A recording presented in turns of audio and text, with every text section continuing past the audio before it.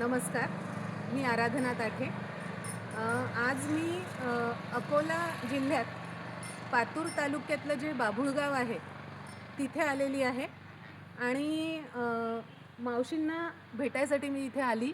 इथे आल्यानंतर यांच्या अंगणात मला जवळ हे बघा, वरती दाखवशील आधी, हे आंब्याचं झाड लावलेलं आहे आणि आंब्यासोबत शेराचं झाड मला लावलेलं दिसलं.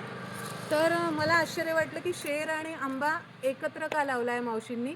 तर थोडंसं मावशी आपल्याला त्याच्याबद्दल माहिती देतील आणि थोडं जोरात बोलाल मावशी. हां, आंबा लावला की शेराचं झाड लावलं की लवकर आंबा होते. म्हणजे भरभर वाढतो. हां, आणि हे पूर्वीपासून आहे का? पूर्वीपासून आहे हे झाड पाहिजे आंब्याचे. त्याचं कारण काय? हे लवकर आंबा वाढण्यासाठी. म्हणजे थंडावा असतो.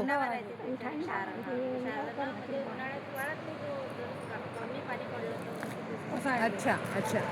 तर इथे जे स्थानिक लोक आहेत आणि मावशींना जे परंपरागत ज्ञान आहे, तर त्यांचं म्हणणं असं आहे की उन्हाळ्यामध्ये शेराच्या झाडासोबत आंबा लावलेला असला तर थंडावा राहतो आणि आंब्याचं झाड सुरुवातीच्या वाढीच्या त्याच्या फेजमध्ये ते झाड वाळत नाही.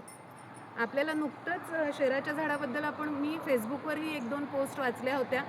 मला इतकीच माहिती होती की पूर्वीच्या काळी कीट नियंत्रणासाठी म्हणजे नॅचरल पेस्टिसाईड म्हणून शेराचं झाड एक बांधावर असलं पाहिजे. त्याच्या दांड्या तोडून पाटाच्या पाण्यात वगैरे टाकल्या तर पीक चांगलं येतं, एवढंच मला माहिती होतं. पण आज इथे आल्यानंतर मावशींकडून ही नवीन माहिती मिळाली शेराच्या झाडाबद्दल आणि ती तुम्हा सगळ्यांसोबत म्हणून मुद्दाम आज शेअर केली. धन्यवाद. अच्छा, अकोल्याचं? बरं बरं. आणि किती वर्षांचं आहे? तिसरं वर्ष. दुसरं चाललं 2 वर्ष. जेमतेम 2 वर्ष झाले आहेत आणि छान वाढी लागलाय बघा आंब्याचं झाड. आणि जमीन काही खूप चांगली आहे असं नाहीये, कडक नुसता खडक आहे. तर यांचं म्हणणं आहे की शेराच्या झाडामुळे आंब्याच्या झाडाच्या वाढीला छान सपोर्ट मिळतो. धन्यवाद.